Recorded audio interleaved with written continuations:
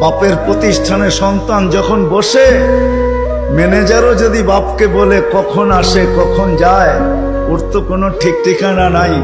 বাপ এক দুই দিন শুনে হয়তো তৃতীয় দিন বলে তোরা তো মাথা ব্যথা কেন, প্রতিষ্ঠান তো আমার, ছেলেও আমার, কখন আসলো কখন গেল এটা নিয়ে তোর মাথা ব্যথা কি? ঠিক না? সত্য তো? হ্যাঁ সত্য তো? বুঝাইতে পারলাম? এটাকে বাংলায় কি বলে? চোখে চোখে রাখা হয় না বেশি। কি একটা ভালো বাংলা বলেন? কি বলে? নজরদারিতে রাখা হয় না, প্রিয়জনের উপরে নজরদারি করা হয় না। কখন আসলো কখন গেল, ক্যাশ থেকে কি নিল কি রাখলো, বাবা বলে নিল তো আমার ছেলেই নিচ্ছে, অন্য কেউ তো নেয় নাই। আল্লাহ ভালোবাসে, আমাদের উপরে নজরদারি রাখতে চান না।